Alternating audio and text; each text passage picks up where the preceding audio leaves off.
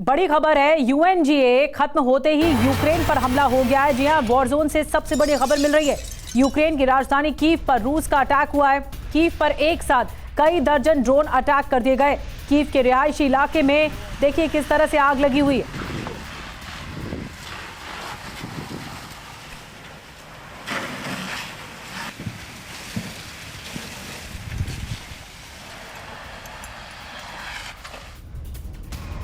एक और बड़ी खबर है, कीव में सिटी सेंटर पर भी ड्रोन हमला हुआ है। ड्रोन हमले में 5 मंजिला इमारत तबाह हो गई। ड्रोन हमले में दर्जनों बिल्डिंग भी ध्वस्त हो गई है।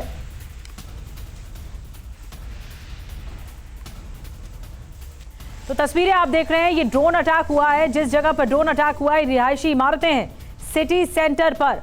कीव जो कि राजधानी है यूक्रेन की, यहां पर ड्रोन अटैक हुआ है।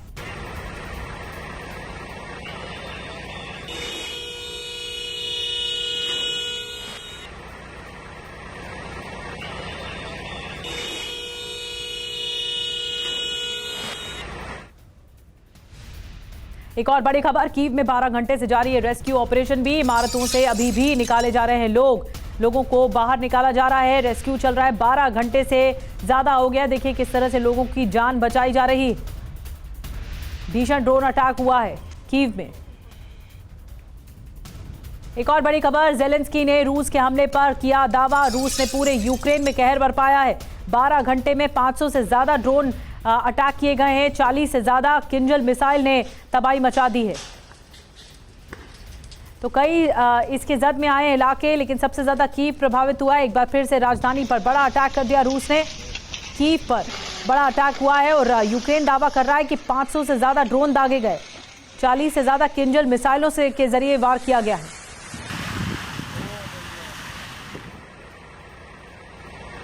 आप देख रहे हैं पूरा शहर का शहर खंडर हो चुका है। इतना भीषण अटैक किया है रूस ने। रिहायशी इमारतों को टारगेट किया गया है, लोगों को बाहर निकाला जा रहा है। कई इमारतें तबाह हो गई हैं।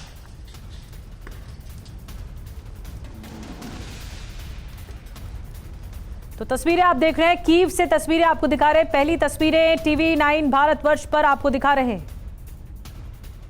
तो आप देख रहे हैं तस्वीरें किस तरह से अटैक किया गया। और यूक्रेन के जपोरिजिया में रूस का बारूदी प्रहार हुआ है। एक और शहर जहां पर रूस ने बारूद बिछा दिया। यूक्रेनी सैन्य पोस्ट पर अटैक किया गया है। रूसी हमले में यूक्रेनी सैन्य पोस्ट तबाह हो गया।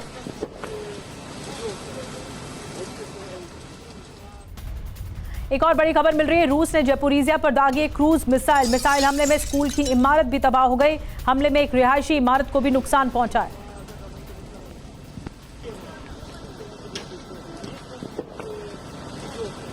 और जो रिसेंट अटैक किया है रूस ने, कैसे 12 घंटे से यूक्रेन जल रहा है, इसी पर और ज्यादा जानकारी के साथ मनीष झा में ज्वाइन कर चुके हैं। मनीष, बहुत बड़ा अटैक है, एक बार फिर से राजधानी को निशाना बनाया गया। न सिर्फ राजधानी बल्कि जो रिहायशी इलाके जपोरिजिया के साइड में हैं, इन पर भी अटैक किया गया। इस अटैक का ऑब्जेक्टिव या मकसद क्या था रूस की ओर से?